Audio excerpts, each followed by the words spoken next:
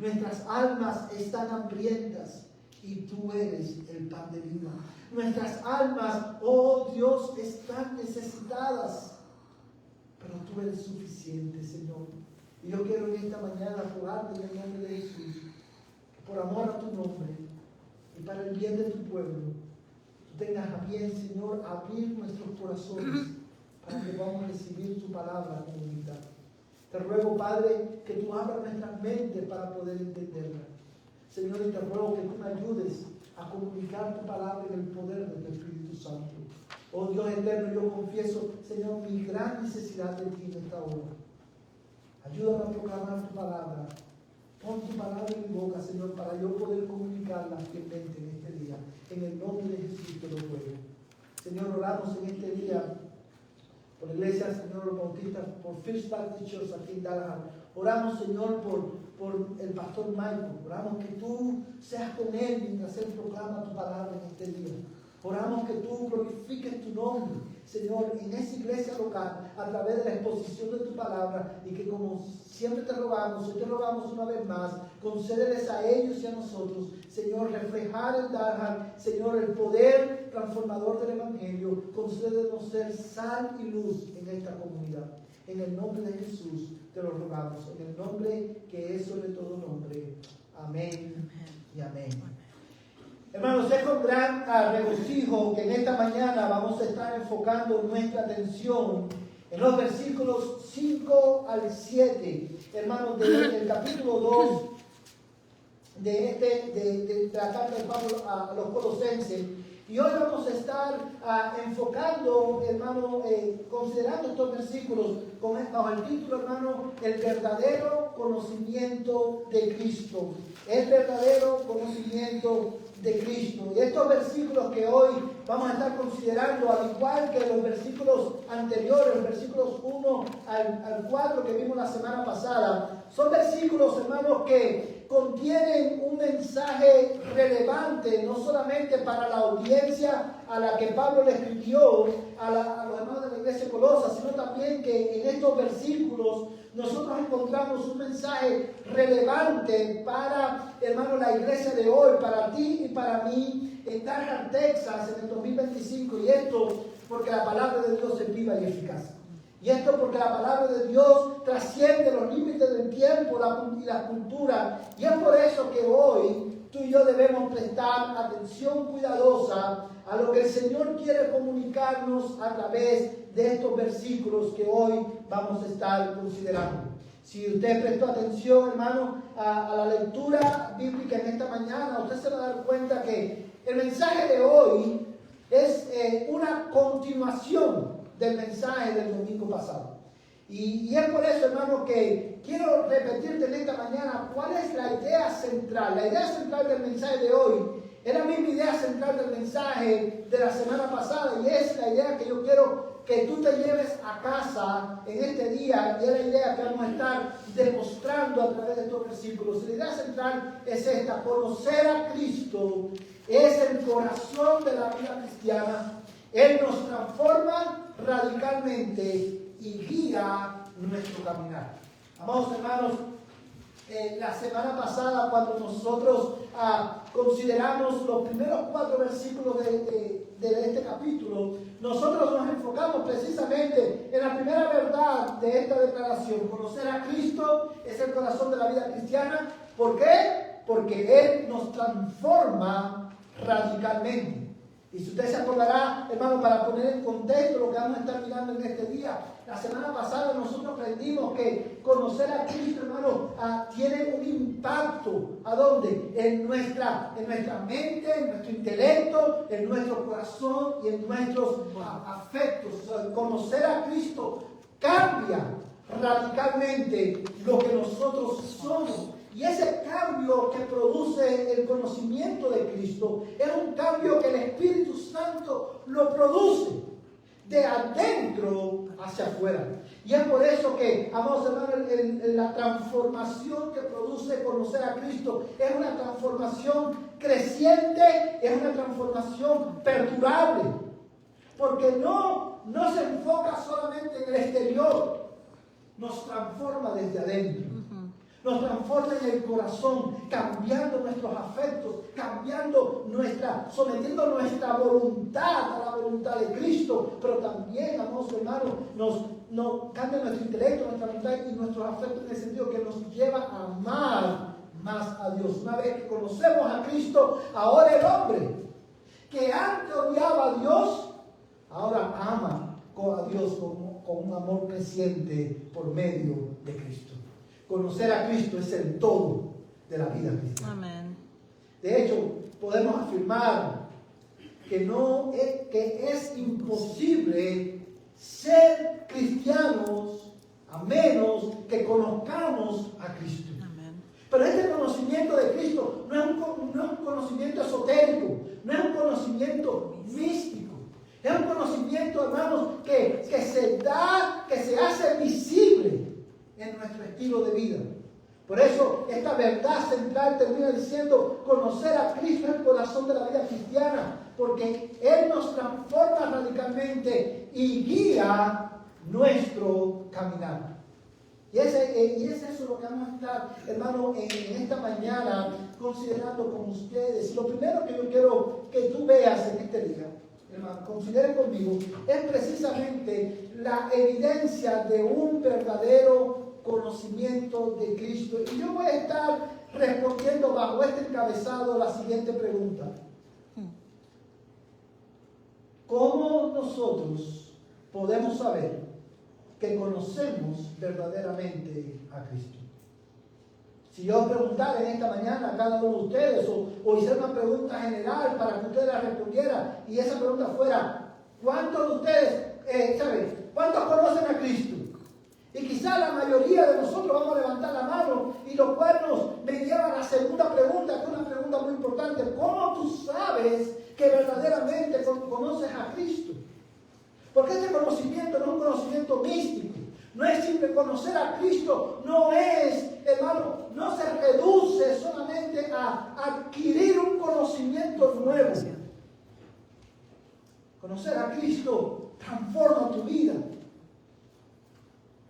Y a través de nuestro caminar, nuestra vida va a reflejar evidencias claras y visibles de cuán genuino es nuestra relación con Dios y nuestro conocimiento de nuestro Salvador. Y una vez más quiero responder a esta pregunta: ¿cómo tú puedes saber que tú verdaderamente conoces a Cristo? Yo quiero que tú mires, no quiero que pierdas de vista, hermano, el contraste que nosotros vemos entre el versículo 1 de Colosenses 2 y el versículo 5. El versículo 1, como vimos la semana pasada, dice: porque quiero que sepáis qué gran lucha sostengo por vosotros y por los que están en la Odisea y por todos los que no me han visto en persona. Si usted recordará, cuando vimos ese capítulo, ese versículo, nosotros aprendimos que Pablo está expresando ¿qué cosa? Su preocupación por estos hermanos. Estaba preocupado porque esta iglesia joven estaba siendo amenazada a ser arrastrada por doctrinas falsas, por maestros falsos que amenazaban la estabilidad de ellos. Por eso él escribe y dice: yo quiero que ustedes sepan que estoy preocupado por ustedes, para que ustedes sean alentados en vuestros corazones. Y en el versículo 5, hermano, le dice: porque aunque estoy ausente en el cuerpo, sin embargo, estoy con vosotros en espíritu, regocijándome al ver vuestra buena disciplina y la estabilidad de vuestra fe en Cristo. Vamos a hacer una pausa aquí por un momento. Quiero que tú notes cómo Pablo dice a la iglesia, cuando él dice: que todos sienten el cuerpo, evidentemente él no estaba allí con ellos porque él estaba como preso. Pero él le dice: pero sin embargo estoy con vosotros en espíritu. O sea, lo que él está diciendo, amados hermanos, es que él se estaba identificando, él se identificaba con la iglesia, con la iglesia de los hermanos colosenses.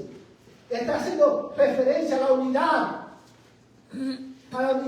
que hay en la iglesia, que une al cuerpo de Cristo, que trasciende los límites, hermano, aún del tiempo, del espacio y de los lugares. Porque él, hermano, era uno con Cristo y los hermanos de Colosas eran uno con Cristo, porque ambos habían participado del mismo pan, ellos eran uno, aunque estaban en lugares diferentes. Pablo está en la cárcel, él les dice, yo me identifico con ustedes en sus peligros, pero yo me regocijo, y esta expresión es muy importante, al ver.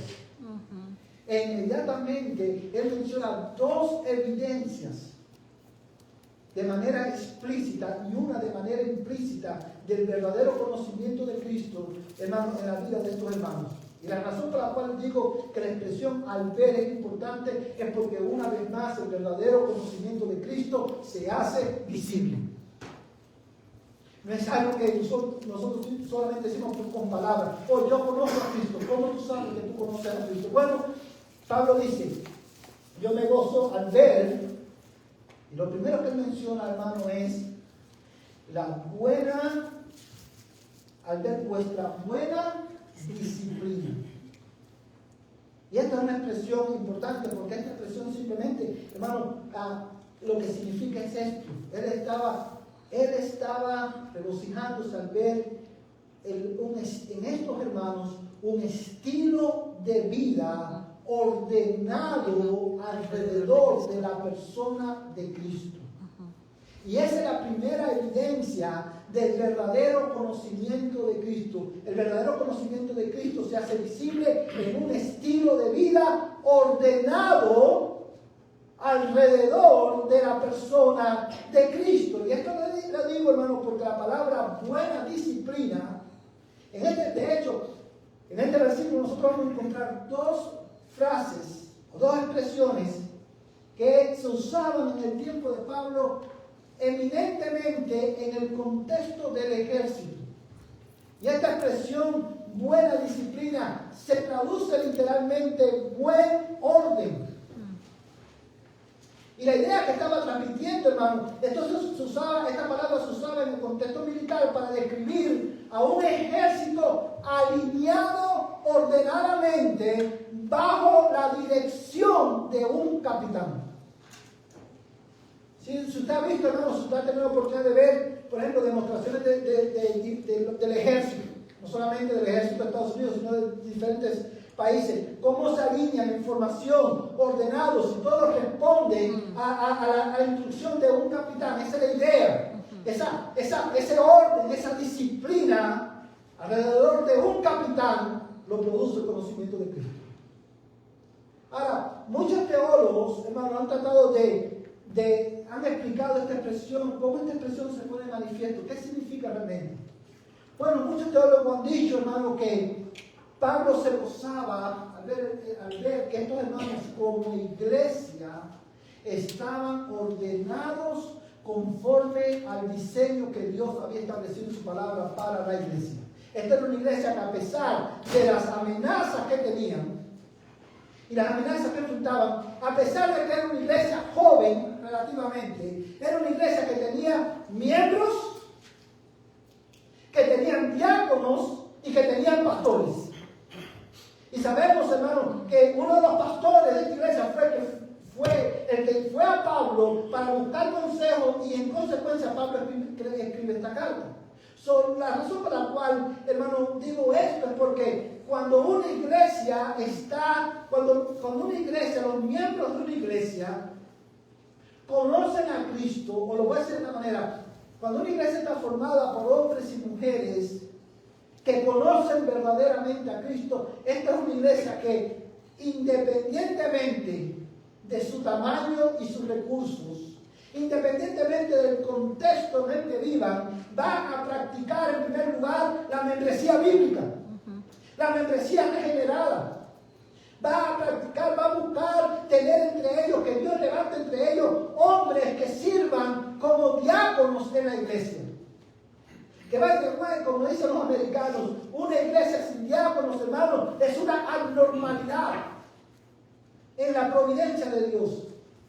Toda iglesia debe tener diáconos. Cuando una iglesia no tiene diáconos, la iglesia debe orar sin cesar, suplicando a Dios que Dios tenga compasión y provea diáconos en la iglesia, que levante hombres que puedan estar comprometidos con el servicio de Cristo, Cristo a servir las necesidades físicas de la iglesia, pero también el modelo de Dios es que la iglesia tenga diversidad de pastores, pluralidad de pastores, para un mayor beneficio de la iglesia y para la gloria de Dios, independientemente del tamaño de la iglesia. Esta era una iglesia joven, pero una iglesia que, porque estaba compuesta por hombres y mujeres que conocían a Cristo, se ordenaron como congregación según las enseñanzas y las instrucciones de Cristo en su palabra. Pero esta expresión, vuestro buen orden, también habla, hermanos, del orden que Cristo trae a la vida del creyente a nivel individual. Cuando Cristo salva a un pecador, su vida se ordena alrededor de Cristo. Amén. El conocimiento de Cristo trae orden al caos que el pecado produce. Hermano, el conocimiento de Cristo trae orden y produce obediencia al Señor. Una persona que conoce verdaderamente a Cristo, una persona que su vida ahora gira completamente alrededor de la persona de Cristo y de su gloria. Y esto, hermano, no es un concepto místico. Esta es la realidad de toda persona que conoce a Cristo. Es la realidad que vive una persona cuyos ojos han sido abiertos a la primacía, a la suficiencia, a la hermosura y a la gloria de Cristo. Toda su vida viene, el caos en el que vivimos es ordenado porque Dios es un Dios de orden.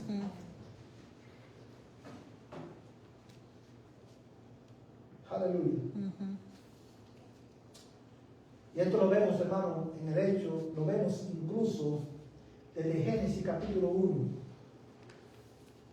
Mi alma alaba al Señor, hermano. Quiero que tú vayas a tu Biblia por un momento a Génesis capítulo 1.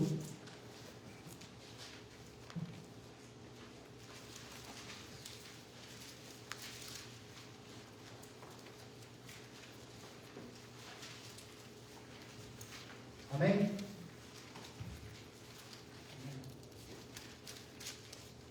Amén. Y vamos a leer, hermano,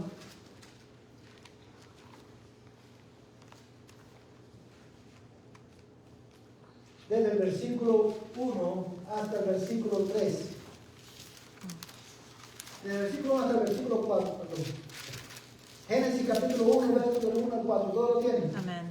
Dice la palabra de Dios: en el principio creó Dios los cielos y la tierra. Y la tierra estaba, ¿cómo? Desordenada. Sin orden y vacía. Las tinieblas cubrían la superficie del abismo y el Espíritu de Dios se movía sobre la superficie de las aguas. Vamos a hacer una pausa aquí. Cuando tú lees el versículo 1 y el versículo 2, yo creo que tú entiendas, para que tú puedas ver la conexión entre este versículo y Colosenses 2:5, lo que Génesis 1 y 2 está, lo voy a decir de esta manera. Génesis 1:1 contiene una declaración. La Biblia comienza estableciendo el hecho de que el mundo fue creado por Dios. Que hay un solo Dios, creador de todas las cosas. Y todo lo que vemos en el cielo y la tierra es creado por Dios. El verso 2 nos da un poquito más de detalle en la manera en que Dios creó a la tierra, el universo. Y si la tierra estaba sin orden, no porque había pecado, sino porque lo primero que Dios formó fue, ¿qué cosa? La masa del universo, por decirlo de alguna manera. Y dice el texto, y la tierra, quiero llamar la atención a esta expresión, estaba sin orden y vacía. Y las tinieblas cubrían la superficie del abismo. Cuando habla de las tinieblas está hablando simplemente de la noche. No había luz. Y en el verso 3 dice: entonces dijo Dios, sea la luz. Y hubo la luz. El caos que reinaba en la tierra, porque las tinieblas la noche cubrían la tierra, no había luz, Dios lo puso en orden creando la luz. Y si usted ha leído el libro de Génesis, al menos el primer capítulo y el segundo capítulo, usted se va a dar cuenta que el primer capítulo de Génesis comienza en detalle a describir cómo Dios puso orden, porque Dios es un Dios de orden. Donde quiera que Dios llega, aleluya, donde quiera que Dios pone su mano, Dios trae orden y disciplina. Donde quiera que Dios llega, se disipan las tinieblas. Amén. Y el caos viene a ser ordenado.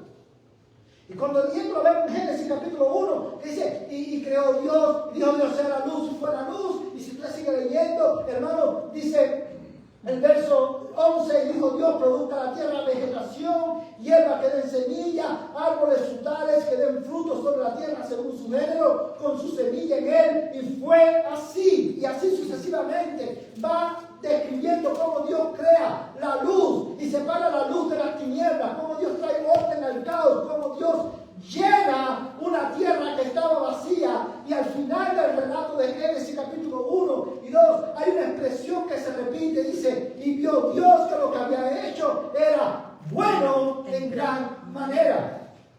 Y usted se preguntará, ¿qué tiene que ver eso con Colosenses capítulo 2 verso 5? Es que en Cristo vino para hacer una nueva creación. Cristo vino para ordenar el caos que el pecado produjo en nuestras vidas. Y Pablo, al ver en la manera en que los colosenses vivían ordenados alrededor de Cristo, Pablo decía, yo me regocijo. By the way, como dicen los americanos, no hay mayor regocijo para un pastor o para los pastores de una iglesia que ver a los miembros de la iglesia caminando ordenados alrededor de la persona de Cristo. No hay mayor regocijo para pastores de la iglesia que ver sus miembros que Dios ha puesto bajo su cuidado. Vivir vidas ordenadas alrededor de esta persona gloriosa, única y excelsa, Jesucristo. Amén. De la misma manera, no hay tristeza para un pastor o para los pastores de la iglesia que ver los miembros de la iglesia caminando en el caos, en el mismo caos que vive la gente del mundo. Hermano, y este orden se pone manifiesto en todas las áreas de tu vida. Y como es costumbre entre nosotros, yo quiero llevar esta verdad a casa. Cuando tú conoces a Cristo, tus afectos son ordenados. Y ahora no solamente que tú amas más a Dios, sino que ahora tú puedes también amar más tú puedes amar a tu esposa como Cristo ama a la iglesia. Tú puedes sujetarte a tu esposo como la iglesia se sujeta a Cristo. La joven soltera puede vivir su soltería para la gloria de Cristo, porque su vida está ordenada, no alrededor de satisfacer necesidades temporales, sino que su vida está ordenada alrededor de la gloriosa persona de Cristo. Ahora el soltero vive para la gloria de Cristo. El casado vive para la gloria de Cristo, porque toda nuestra vida gira alrededor de Cristo. Y esto, hermano, no se puede fingir. Esto no se puede imitar. Lo cual me lleva a hacer una pregunta. ¿Cuál es el eje alrededor del cual gira tu vida? ¿Es Cristo realmente el centro de tu vida? Porque esta palabra, al ver vuestro buen orden, es una palabra, una vez más, que habla de este ejército alineado perfectamente bajo la dirección de un capitán. Tú vives tu vida alrededor de la persona de Cristo cuando tú vives tu vida en conformidad a la palabra de Cristo. Amén. No hay misterio en eso. Amén. Amén. No hay misterio. Cristo se ha dado a conocer en su palabra. Cristo, la palabra de Dios es autoritativa, porque ella es inspirada por Dios. El Espíritu de Cristo le inspiró para darnos a conocer a Cristo. Él nos ha dejado instrucciones, someternos a Cristo, ordenar mi vida alrededor de Cristo, sujeción a esta palabra. Amén. Ya no son mis afectos los que me gobiernan, es la palabra de Dios que renueva mi mente y pone en orden mis afectos y mis emociones. Ya no voy a criar a mis hijos conforme al mundo, conforme a mi cultura, sino que los voy a criar conforme a la palabra de Cristo. Amén. Todas mis decisiones giran alrededor de esta persona, giran alrededor de esta verdad. ¿Cómo yo puedo satisfacer a Cristo en esta decisión? Pero también el texto dice, hermano, vamos a volver a Colosenses, capítulo 2.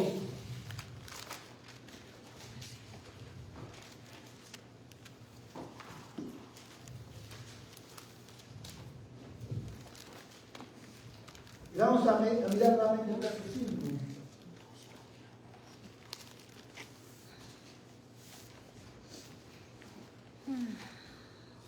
Amén. Amén. Antes de leer el verso 5, quiero preguntarte. Cuando tú miras tu vida, la manera en que tú vives, tú puedes decir que tu vida está ordenada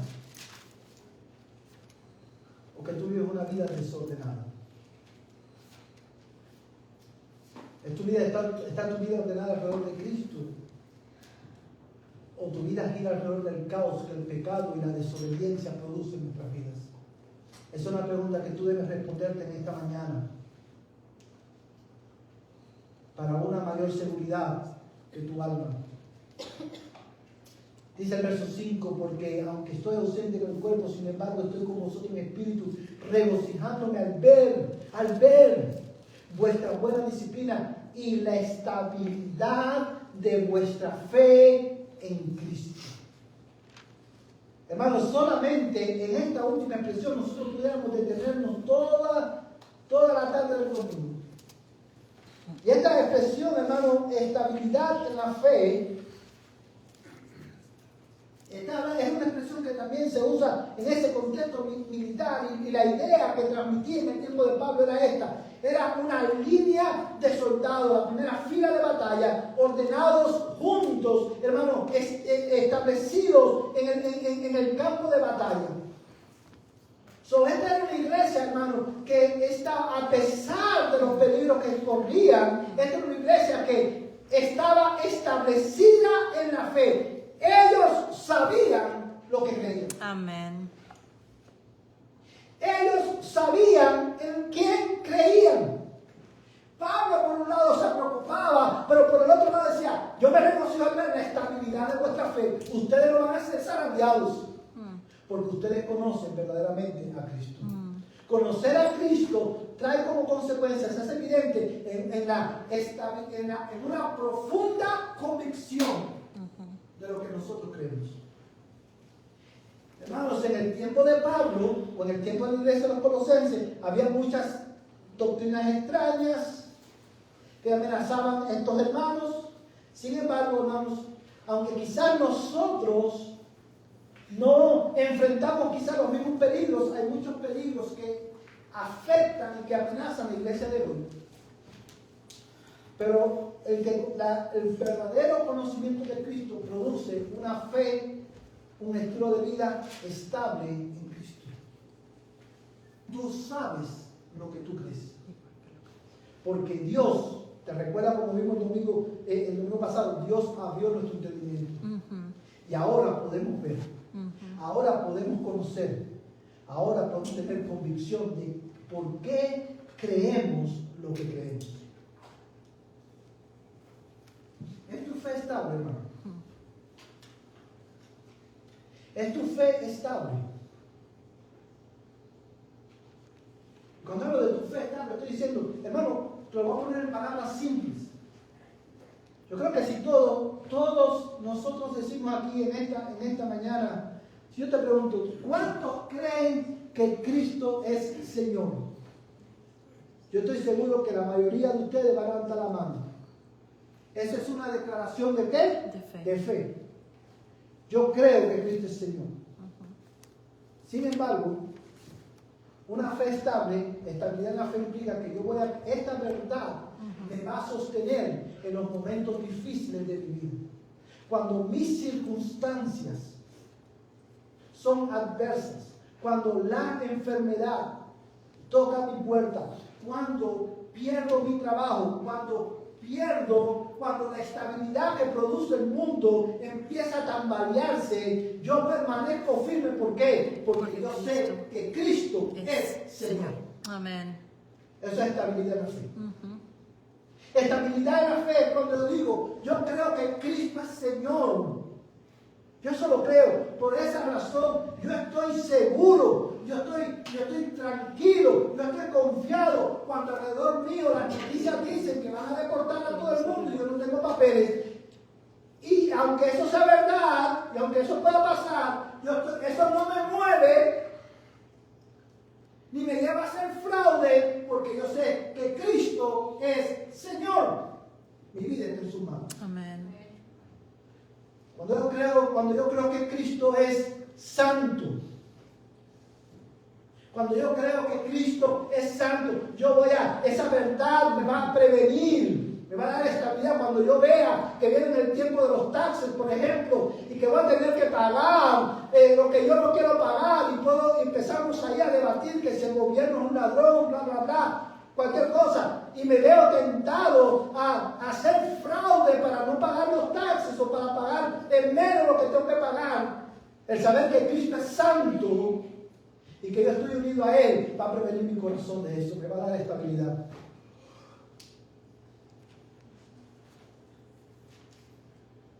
Cuando yo me siento tentado a maltratar a mi esposa, yo creo que mi esposa, voy a poner a Pedro, no hay ningún Pedro aquí esta mañana, ¿verdad? Yo creo que Pedro se siente tentado a lastimar, a maltratar a su esposa, y Pedro está convencido que su esposa lo merece. Su fe en Cristo lo va a ayudar a decir, no, yo tengo que amarla como Cristo ama a la iglesia, porque yo he sido amado por Él. Cuando yo merecía castigo, Él me extendió gracia. ¿Sí lo puede ver, hermano? El conocimiento de Cristo produce una fe, un estilo de vida estable en Cristo. Tu estilo de vida no solamente está ordenado alrededor de Cristo, sino que también tu estilo de vida es consistente con tu declaración de fe. No podemos decir que somos creyentes. Tú no puedes decir que Dios es tu único Señor. Tú no puedes decir, amigo que estás aquí en esta mañana, tú no puedes confesar con tu boca que hay un solo Dios y tú vives tu vida como si tú fueras ese Dios. No puedes. Eso es evidencia de que tú no conoces a este Dios verdadero.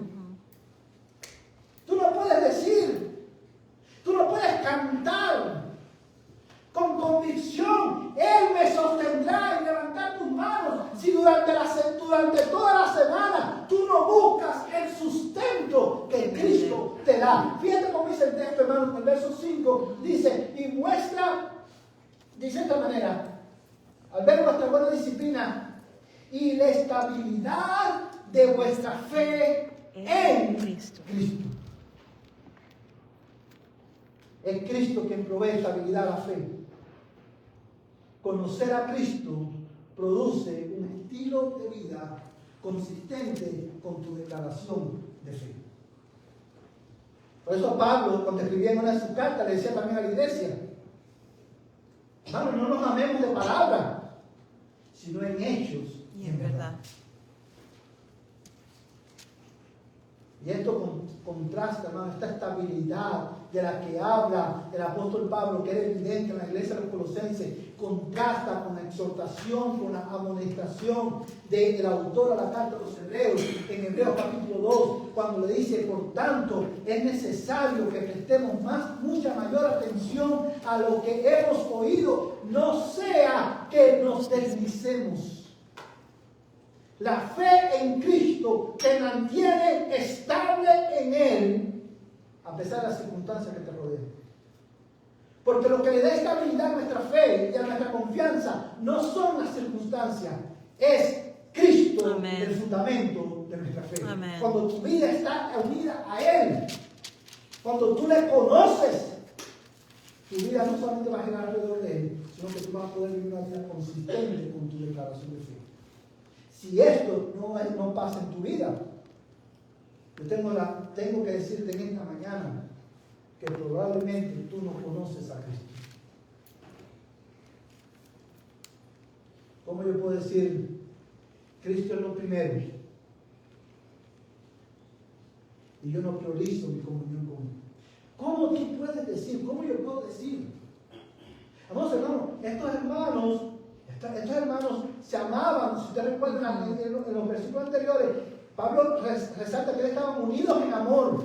Entonces, si ustedes miren el versículo 2, para que sean alentados sus corazones y unidos en amor, alcancen todas las riquezas que proceden de una plena seguridad de comprensión, resultado de un verdadero conocimiento del misterio de Dios, es decir, de Cristo. Estos hermanos decían, yo amo a Cristo, pero ese amor por Cristo era consistente con ¿qué? Esa declaración de fe era consistente con ¿qué? Con el amor que ellos tenían por sus hermanos. ¿Cómo tú puedes decir que tú amas a Cristo si tú no amas a tus hermanos? ¿Cómo tú puedes decir que Cristo es tu todo si tú buscas la satisfacción de tu vida en cualquier otra cosa que no sea en Cristo? ¿Cómo podemos confesar? Cristo es el todo en todos si Él no es suficiente para mí.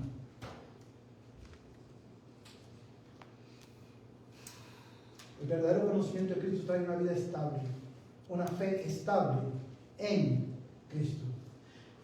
Y eso me guía de la mano, como ya mencionábamos, el verdadero conocimiento de Cristo te lleva a amar a tus hermanos. Y usted dice, un momento, pastor, yo no veo eso aquí en el texto. Y está de manera implícita, y lo vemos en el contraste una vez más entre el versículo 1 y el versículo 2. El versículo 1 y el versículo 1 y el versículo 5.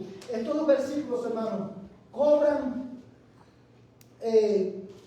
relevancia y profundidad en la última expresión del versículo 1. Mira lo que dice el versículo 1.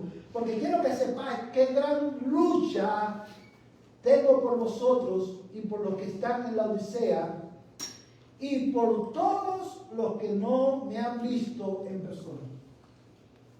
En el versículo 5, no lo voy a leer de nuevo, pero él dice que él se regocija al ver la disciplina de estos hermanos y la estabilidad de su fe en Cristo. Hermanos, y yo me pregunto, ¿cómo Pablo puede amar? ¿Cómo? Lo que él está diciendo es, yo me identifico con ustedes en sus luchas, en sus peligros, pero también en el progreso de vuestra fe. Mantén eso en tu mente. ¿Cómo Pablo puede amar de esta manera a personas de las cuales muchas de ellas él ni siquiera había visto? ¿Cómo él se podía identificar con hermanos que él ni siquiera conocía? Eso es la cultura de hoy, quizás lo llama hipocresía. ¿Cómo tú puedes amar a alguien que tú no conoces? Y ciertamente tú no puedes amar a alguien que tú no conoces. Pero el verdadero conocimiento de Dios, el verdadero conocimiento de Cristo produce un amor por tus hermanos centrado en Cristo. Porque lo que te lleva a amar a estos hermanos, a tus hermanos, no es una experiencia previa de conocimiento, sino el hecho de que tú has sido amado por Cristo, ahora tú amas a Cristo y en consecuencia tú amas a tus hermanos. Aún aquellos que tú no tienes quizás una estrecha relación con ellos. Es por eso que la iglesia, por ejemplo, hermano, como una aplicación de esta verdad, nosotros queremos por las próximas 3 o 4 semanas recoger una ofrenda de amor, hermano, para la iglesia en Cuba. Por este desastre que pasó, porque es una manera de nosotros amar a hermanos que no hemos visto y no conocemos. Pero eso es solamente una aplicación de esta verdad, pero yo quiero llevarla a casa aquí, hermano. Lo que me lleva a amar, si lo que te lleva a amar a ti, a tu hermano, es que es mexicano como tú no has experimentado el amor de Cristo. Si tú amas más a los hermanos mexicanos que a los hermanos de Guatemala, o a los hermanos de Puerto Rico, o a los hermanos de Cuba, tú amas más a los hermanos que tienen tu misma nacionalidad, probablemente tú no has conocido a Cristo. Porque el amor de Cristo, conocer a Cristo, te lleva a amar a los que son diferentes a ti, a los que tú ni siquiera conoces. Es por eso que Juan decía, en esto conocemos, en esto sabemos que conocemos a Dios, en que amamos a nuestros hermanos. Y Pablo mostraba su amor, aleluya, en el hecho de que él decía, no solamente, hermano, él se preocupaba por ellos. Y quizás yo te pregunto en esta mañana, ¿tú amas a tu hermano? Tú vas a decir probablemente sí. Y mi pregunta de seguimiento sería, ¿tú te preocupas por tus hermanos? ¿Cuándo fue la última vez que llamaste a un hermano para saber cómo estaba? El amor, hermano, conocer a Cristo, hermano, redirecciona tu atención de tu ombligo a las demás personas. ¿Y sabes lo que eso significa, hermano? Muchas veces nosotros, porque vivimos en esta cultura, muchas veces nosotros vivimos enfocados solamente en nosotros.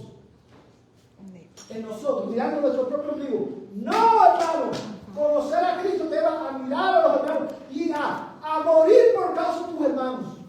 Preocúpate por ellos, visítalos, ora por ellos, llámalos por teléfono. Oh, hermano, pero es que no puedo porque tengo tantas ocupaciones, estamos tan ocupados. Eso es excusa.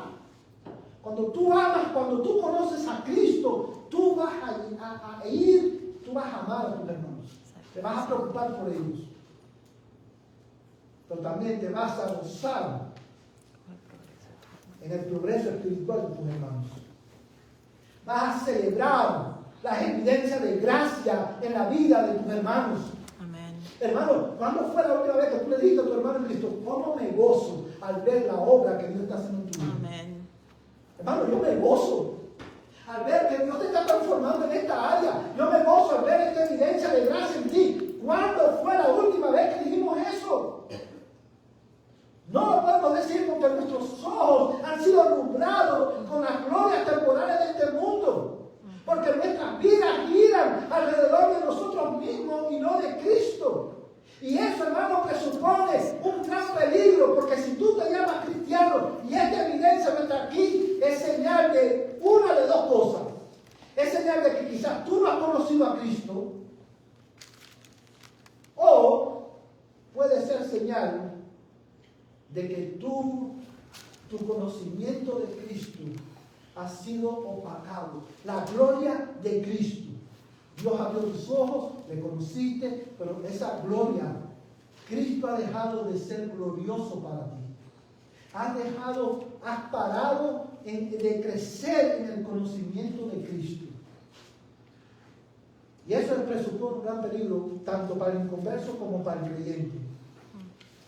Porque si tú eres inconverso, si tú no estás en Cristo, quiero hablar específicamente a aquellos que se identifican como cristianos y no lo son. Y tú sabes de quién estoy hablando. Tú sabes que estoy hablando de ti.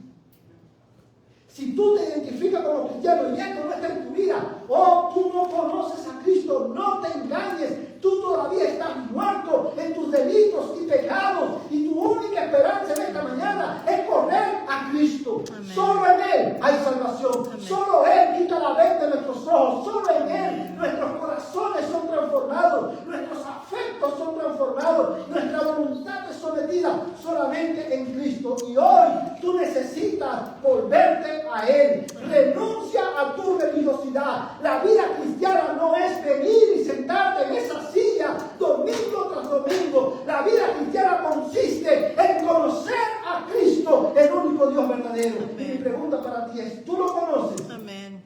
Porque si tú no lo conoces, tú vas camino al infierno. Yo le decía, hablaba ayer con mi esposa, y hablábamos de temas como este. Yo decía, hay personas, y yo espero que ustedes no vayan a interpretar lo que voy a decir. Hay personas que van camino al infierno, pero han disfrutado una vida de pecado. No les importa. Y ellos disfrutan el placer temporal del infierno, del pecado. Y van camino al infierno viviendo una vida de abierta rebelión a Dios. Y su única recompensa Es el placer temporal del pecado.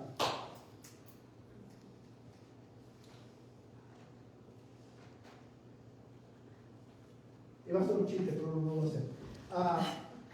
Pero hay otras personas que están camino al infierno, y estos son los más miserables, sentados en un banco de una iglesia. Porque están sentados ahí, escuchando semana tras semana el mensaje del Evangelio, y sus corazones se han endurecido del pecado. Y dicen, soy creyente, yo creo en Cristo, yo voy a la iglesia, yo diezmo, pero si estas evidencias no están en ti, tú no conoces a Cristo. Estás muerto en tus delitos y pecados, y tu mayor necesidad en esta mañana es venir a Cristo. Arrepiéntete y cree en Él. Pero si tú eres creyente y tus ojos han sido nublados por la muerte de este mundo, y tú te has deslizado de la seguridad de tu fe, yo tengo buena noticia para ti esta mañana.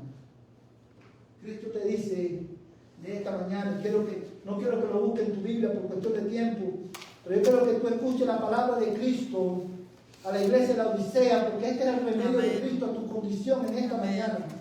Amén. Dice la palabra de Cristo, hermano, en Apocalipsis capítulo 3, yo te lo voy a leer. Dice de esta manera.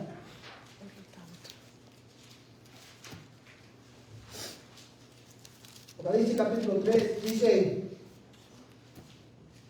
escucha bien iglesia, en esta mañana, a partir del versículo 15 dice, yo conozco tus obras.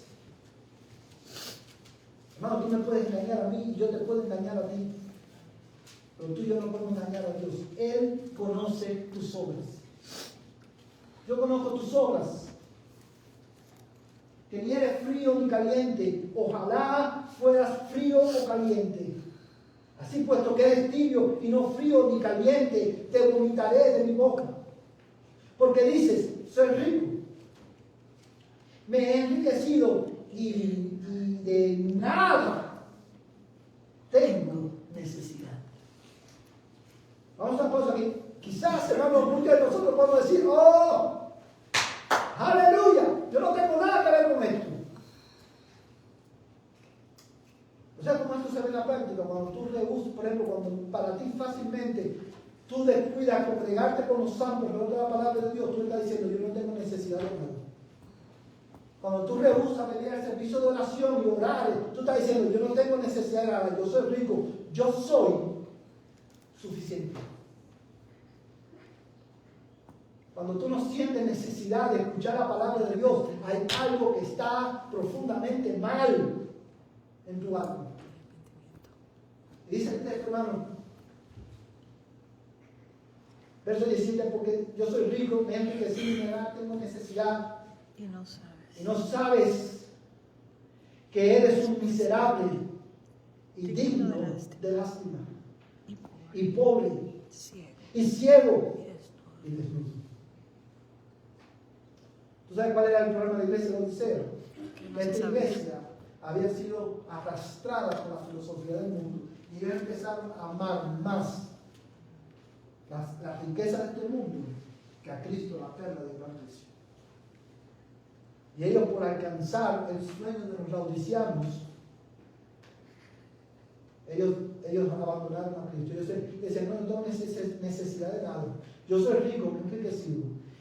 Y le dice Cristo, yo creo que tú notes las palabras de Cristo para esta iglesia.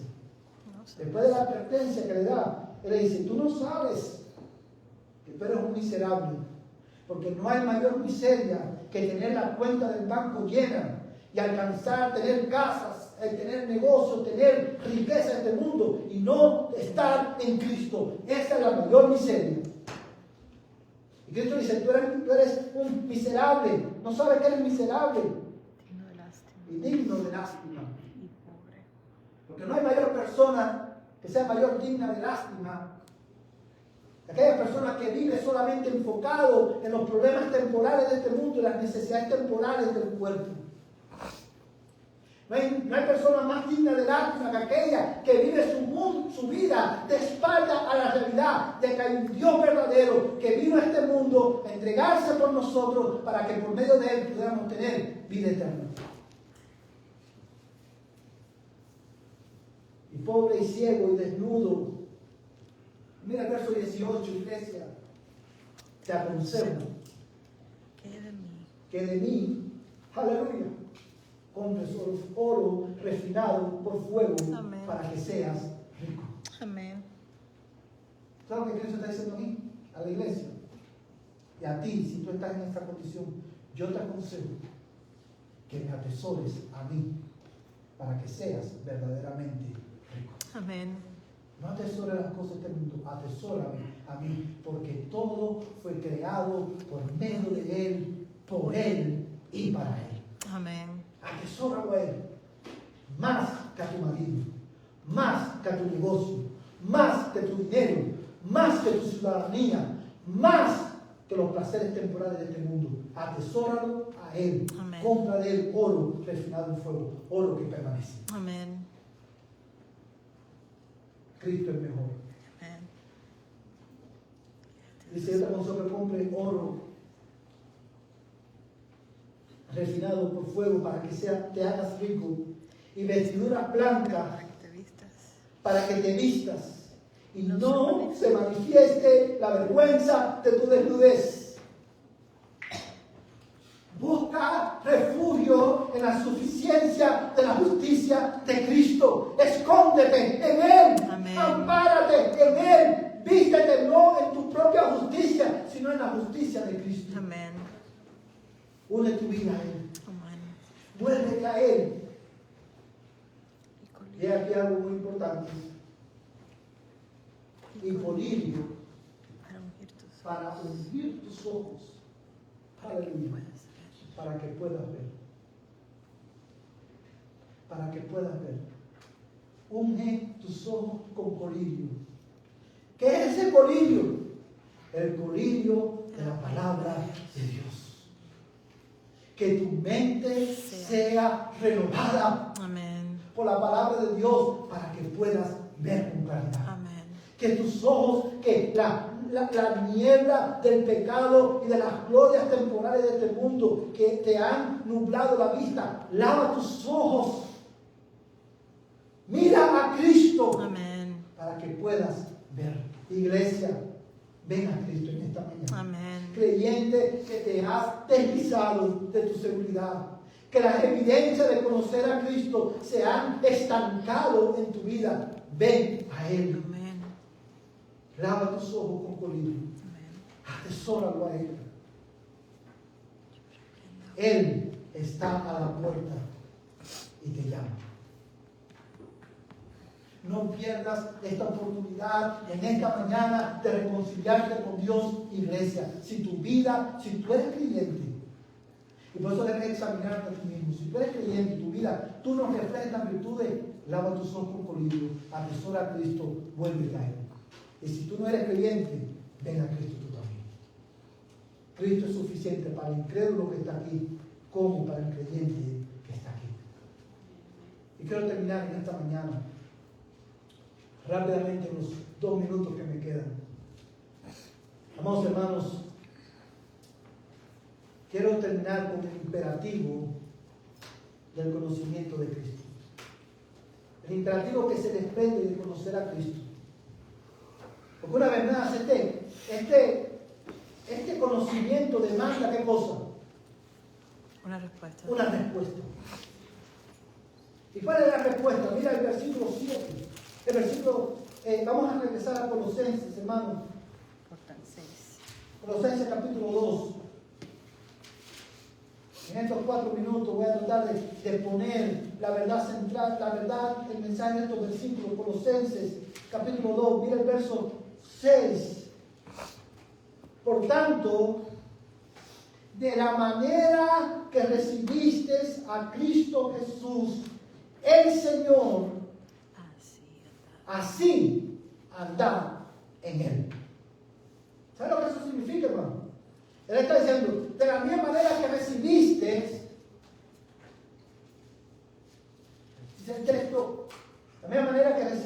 a Cristo Jesús. Mira el orden de las palabras que él usa aquí, hermano. Él no dice Jesucristo, él dice Cristo, Jesús, el Señor.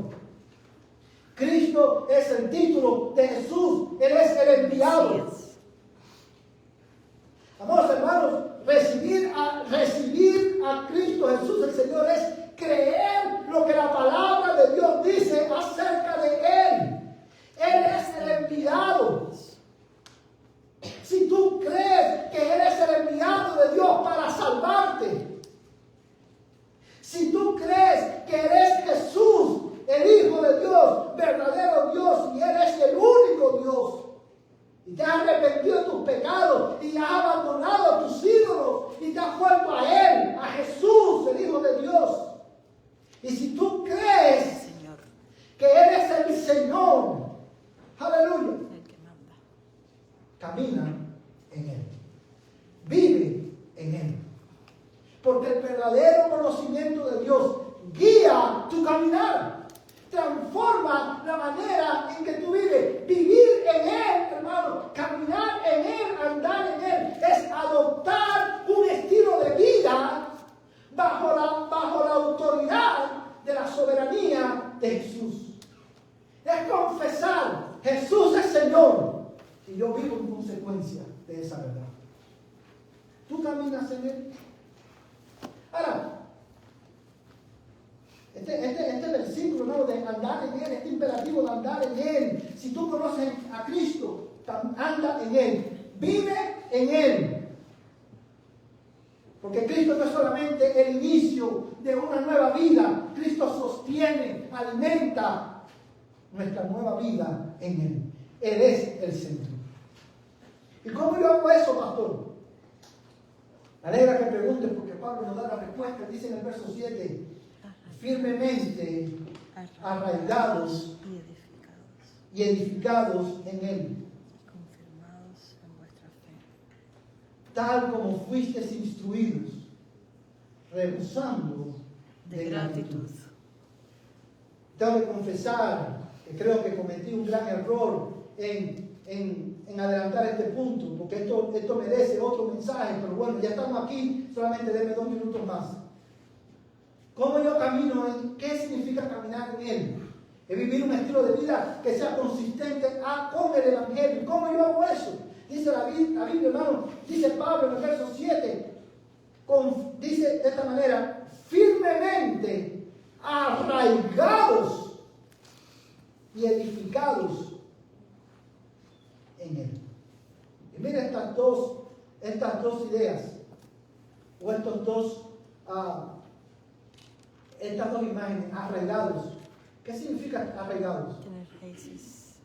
Arraigados es estar cimentados, es echar raíz en algo. ¿En qué? En este caso. En Cristo. En Cristo. Pero él usa el término arraigados y edificados. ¿Sabes por qué? Porque el que está arraigado en Cristo está siendo constantemente edificado en Cristo. Si tú le conoces, tu vida, tú estás arraigado en Él, estable en Él, tu vida está siendo continuamente edificado en Él. Cada día, como alguien lo decía, tu vida es una obra en construcción. Que cada día es construida, es edificada a la imagen de Cristo. ¿Y cómo Dios lo hace? Dice el texto, hermanos. Aleluya. Confirmados en vuestra fe, tal como fuisteis instruidos. ¿Tú sabes cómo somos arraigados y edificados en Él? En la manera en la que tú y yo nos sometemos a la instrucción clara y fiel de la palabra de Dios. Cuando tú sometes tu vida y tú te sientes alrededor de la palabra y tú te sometes a tu enseñanza, tú eres arraigado cada vez más en Cristo y eres edificado más en Él. Porque tu vida gira alrededor de Cristo y su palabra. Y como consecuencia, dice, y rebosando de gratitud. Déjame decirte, hermano, que esta verdad nos confronta a todos. Porque a la luz de estos versículos, el motivo de gratitud, ¿qué es lo que es? Cristo. Que Cristo en nosotros es la esperanza de gloria. Que Cristo en nosotros, que en Él estamos completos. Cuando todo alrededor tuyo parezca que va de mal en peor, cuando todo alrededor tuyo, todas tus circunstancias sean malas, aún así tú tendrás un motivo de dar gracias a Dios.